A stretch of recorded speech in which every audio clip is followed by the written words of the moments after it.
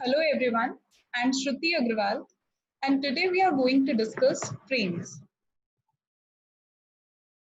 Python is having many libraries to implement GUI in it. We are discussing here about tkinter library. So as we have already discussed in the previous window that we have basically two types of containers available with tkinter. First one is canvas container and other one is frames. Canvas containers we have already discussed in the previous video. Frames are nothing but the rectangular area where some text or widgets can be displayed. So here we have a very small piece of code to implement frame. So as you can see here, you are importing everything from tkinter module. Then you are creating the object of tk class. This is nothing but the root window, which is a rectangular base parent window. Then we are setting up the title as my frame for that particular window. Here we are creating the object of frame class. So in this class we are passing one parent window object, that is root, then height and width of that window. Then if you want you can pass the background color, cursor type. Cursor type we have already discussed in the last video. And then here we are using f.tag function. What it is doing, it is attaching the frame to the root window. And then we are running this root window in the main loop. That means it will be an infinite loop. That window will get displayed until unless we won't press any cross button. So let's execute the code. Okay, so this is what is the output. So as you can see here, the background is yellow, the height and width is already specified, the cursor type is cross. This is the basic frame creation. Now, we have to discuss about how to implement different widgets in the frame. So basically a widget is a GUI component that is displayed on the screen and can perform a task as desired by the user. There are many types of widgets available, that is button, label. Label is again the small text that you can write, message, text boxes, scroll bars, check buttons, radio buttons, entry, the box where you can enter some text, spin box, where you can get the list of different options, and then list boxes, menu, dialog boxes, etc. So to implement any of the widget, there are few basic steps. The step one is first of all to create that particular widget. The step two is to decide what is the event that should be performed with that widget. So to define that event is the second task. The third task is to connect your defined task with your particular widget, so that if we click on that particular widget, we will be able to perform the task. And then finally to attach everything with the root window so that it can get executed in the infinite loop. Now, first of all, we are going to discuss about the push button. So what exactly we are going to do in this program is that we are going to create a rectangular button with a desired name, and once we will click on that button, it will perform some function. For that, here as you can see, we are importing everything from tkinter module. Then just leave this part for some time, we'll come on that. Then here we are creating the root window. Here we are creating the frame as we have already discussed. F.propagate, what it is doing, it is maintaining the size of the frame. It should not happen that after execution, the frame size should get shrink. For that, we are using propagate 0. And then F.pack, what this pack is doing, again attaching the particular frame object to the root window. Then this button class is used to create the button, push button. So in this, what we are passing, we are first of all passing the parent object, that is frame, on the place where we need button to be placed. Then text, we need the text my button to be written on the button. Then size and that width and height of that button. Then background color of that rectangular box, that is button, and then foreground color, that is text written on the button, we need of blue color, then active background and active foreground. What is this? Once we'll click on that particular button, these particular colors will be active at that time. And then the button we have created, we are actually attaching that object to the frame. Then we are using bind function here. What this bind function is doing, this bind function is actually binding the particular mouse to this particular function, that is button click. This button click function is the same function that we have defined here. So what we need from this function, that once somebody will click on this function, it should print you can click me text. Why we have written here button 1? This button 1 is actually binding our mouse left button with the with this function. Let's say if I can write here button 2 also, it will bind the middle button. I can write here button 3 also, it will bind the right button. And then we are running this particular root window in the main loop. So let's execute the program and see the output. Okay, so as you can see here, the window has been opened, the frame has been opened of desired size, and then we have created one button on it. The button name is my button, which is written from blue color and the background is yellow. And then what I want is, I want that once I click on this button by using left mouse key, then it should perform some task. What task? This button click event it should perform. So how it will do that? Let's click here. Once I'll click here, as you can see here, it is showing me the text, that is you can click me, right? In the same way, if you'll click multiple times, it will show you the text multiple times. One thing to be taken care of, that let's see if I don't want to explicitly define here the task, then I can even use lambda function in this button class itself by using command attribute. How? We'll see later. Now, next one is check button. So what is the check button exactly? Let's say we are filling a form, and in that form it is asking for the skill set, and they have given few programming languages in it. And let's say if we are aware of out of 10 languages, we are aware of 2-3 languages. So by using check buttons, we can select that specified language that we are comfortable with, and we can leave others. So that kind of functionality can be provided by check button. Now see how it is working. So here we have a piece of code. That piece of code is actually implemented by using class. So what we are doing in the class, we have defined one myCheck class here, and this is having one constructor. So let's try to understand what is there in the constructor. First of all, the constructor is asking for the object of the root window to be passed in it. Now we are creating a frame here only. Then we are again calling propagate function. We are again attaching this particular frame with our root window, and then here we have 3 different variables and int var function. What this int var function is doing exactly? It is returning the state of that particular checkbox. Let's say if I have clicked it, then it will return 1, otherwise it will return 0. Whatever will be the state, it will save in this var1, var2, var3 variable. And to get that state, we can use var1.get function, var2.get function. So now, here as you can see, I have created 3 different check buttons by using this check button class. Here we are passing frame of the object, then text whatever I want to be written on that checkbox, then variable, with which variable it is connected with, that is var1 variable. So checkbox 1 will be connected with var1 variable.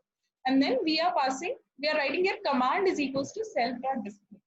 Let's try to understand what it is. Actually, this is where we handle our event. So this display is nothing but a function which is defined here, whatever task is given in this particular function, that will be passed to this command attribute, and this check button will perform the same task. So now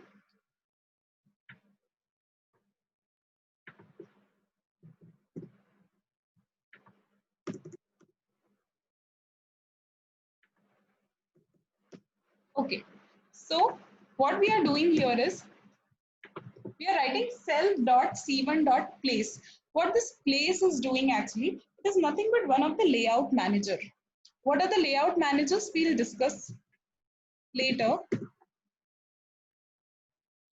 So it is doing nothing but placing the C1 button, C2 button, and C3 button on these particular location. That is particular coordinate x comma y 50 comma 100 on that particular location. C1 will be placed in the same way in our frame. C2 will be placed at this location. The same way C3 will be placed at this particular location. Now see what are all the functions that I want to be performed by that button, because it is already defined in the displayed function. So display function is doing what? It's taking the state of that particular variable, that whether the button is clicked or not. Let's say if the button one is the checkbox one is clicked, then this x value will be 1, otherwise 0. And then we are taking an empty string, and here we are checking few conditions. Let's say if x ka value will be 1, then we have to append the existing string with Java. In the same way with second button, in the same way with third button. So now, how to display this string? By using label. So what are the labels exactly? As you log in, you want to log in on any particular portal. So there they used to ask for your enter name, enter password. That enter name, where you ask for enter name, this is nothing but called for label. This is nothing but the label, and then the box that you provide there is nothing but the entry, where we can enter our login ID, where we can enter our password. So this label is defined how? That it is asking for the text to be displayed. It is asking the, here we have given the foreground color as blue, and then this label output will be placed at this particular location. This width and height is nothing but width and height of the window. Now, time to create the object of this class. So we have created the root window, and we have created the object of this mycheck class. So as soon as we have created the object here, we need to pass root in it, and then we can run it in the infinite loop. Let's execute and see the output.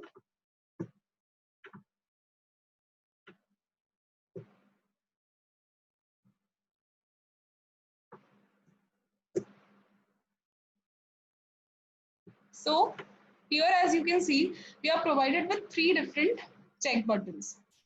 Let's click on any button. So what function we need to be performed by that button? That as soon as this value will be 1. So here y ka value is 1. That's why it is printing Python here. So now next is, let's say I'm clicking on next button C. The button name is C, and as soon as I'm clicking on this button, that means the Z ka value will turn to 1, and it will append the string with C++, and this will be displayed as a label at location 50,1. So this is how we can implement check buttons. About layout managers, so we have 3 different layout managers in. Okay, so as you can see here, place layout manager we have already understood. That is, we have to specify the particular coordinates. Now what other options we have? We have grid layout manager, we have pack layout manager. Now let's see how grid layout manager works.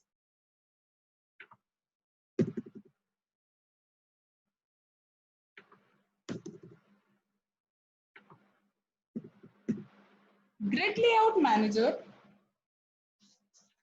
actually take grid method to arrange the widgets in 2-dimensional table that contains rows and columns. So what we need to specify, we need to specify a particular row number and a particular column number. Let's say we want to display all three checkboxes vertically. So what we are doing, we are changing here three different rows and we are not changing the column. Let's execute the program and see the output.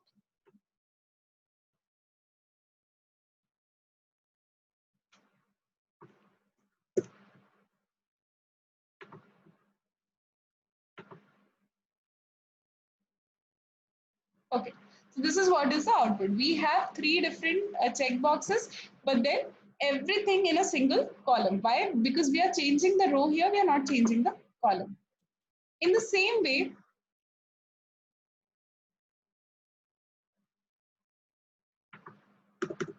we have place layout manager. So how place layout manager works? Sorry, pack layout manager. How pack layout manager works? It asks for two different type of attribute, that is side and fill. So in the fill value, we can give x, y. That means it will take all x space, all y space. In the same way, we can specify a particular side of that particular widget. Let's say I can give left, I can give right, then top, then bottom. These all are the options. So let's execute and see how it works.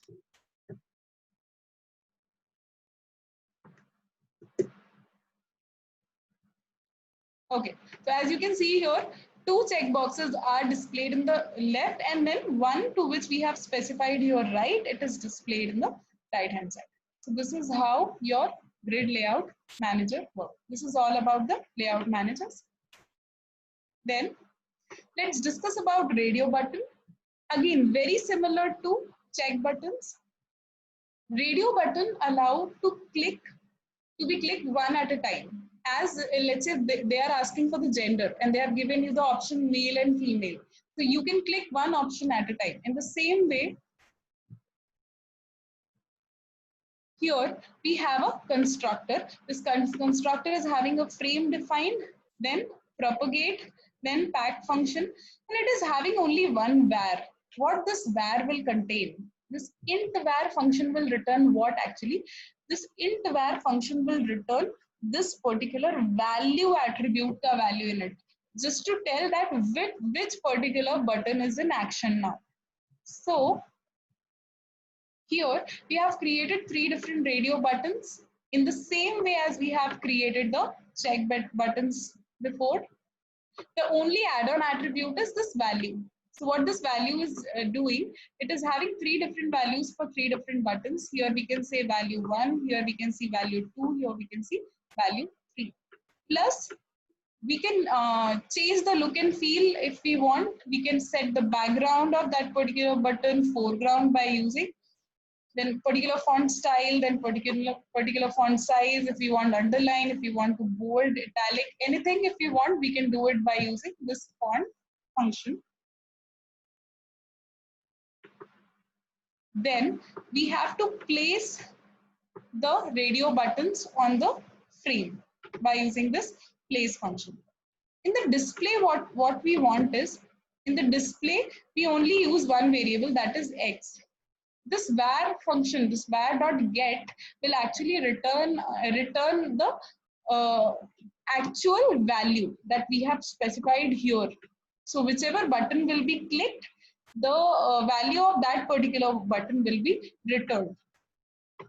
So if let's say x value will be 1, then a string will be appended with Java, x value will be 2, it will be appended with Python. In the same way with, if it is 3, it will return, it will be appended with C++. And then exactly in the same way, we have created the object of myRadio class, and then we are running the main loop. Let's see the execution quickly.